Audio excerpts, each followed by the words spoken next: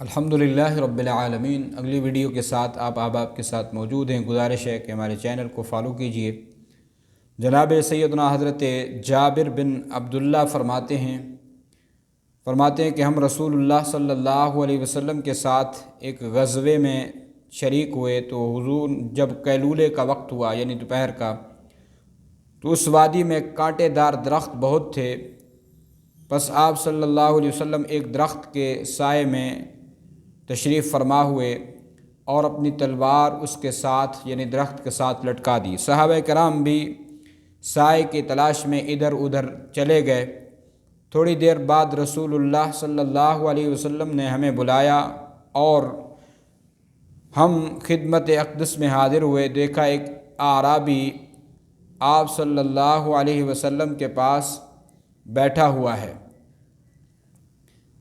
تو فرماتے ہیں ایک اعرابی حضور نبی کریم صلی اللہ علیہ وسلم کے پاس بیٹھا ہوا ہے، تو آپ نے فرمایا جب میں سویا ہوا تھا تو یہ میرے نزدیک آیا اور اس نے میری تلوار اتاری۔ جب میں بیدار ہوا تو یہ میرے سر کے پاس کھڑا تھا، اس نے تلوار سونک لی، سونک کر کہا بتاؤ اب مجھ سے تمہیں کون بچائے گا؟ میں نے کہا مجھے اللہ بچائے گا۔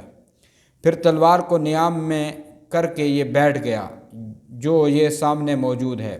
رسول اللہ صلی اللہ علیہ وسلم نے اسے کوئی سزا نہیں دی، یعنی یہ جہاں رسول اللہ نے خود بھی اللہ کے اوپر، اللہ کی ذات کے اوپر توکل کی اور امت کو بھی اللہ کی ذات کے اوپر توکل کرنے کا درس دیا۔ جناب سیدنا حضرت ابو سعید رضی اللہ تعالیٰ عنہ فرماتے ہیں رسول اللہ نے فرمایا مجھے کیسے خوشی ہو، حالانکہ سور والے فرشتے نے سور کو لیا ہوا ہے اور وہ کان لگائے ہوئے ہیں اس انتظار میں کہ کب اسے پھونکنے کا حکم دے تاکہ وہ پھونکے۔ یہ بات صحابہ کرام رضوان اللہ تعالی علیہم اجمعین پر گراں گزری تو آپ صلی اللہ علیہ وسلم نے فرمایا تم کہو اللہ تعالی ہمیں کافی ہے اور بہتر کارساز ہے، ہم نے اللہ ہی پر بھروسہ کیا۔ یعنی حضور نے اپنے صحابہ کو، اپنی امت کو صرف اللہ کے اوپر توکل کرنے کا سبق دیا کہ توکل کرنی ہے تو اللہ کی ذات کے اوپر توکل کریں بس۔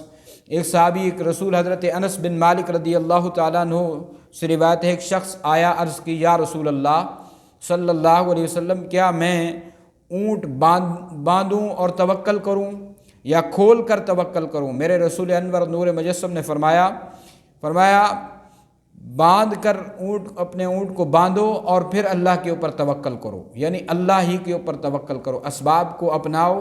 اور اس حدیث سے یہ معلوم ہو رہا ہے اسباب کو اپنانے کے بعد جو ہے کہ اللہ کے اوپر توکل کرو۔ اللہ مجھے اور آپ کو عمل کی توفیق عطا فرمائے۔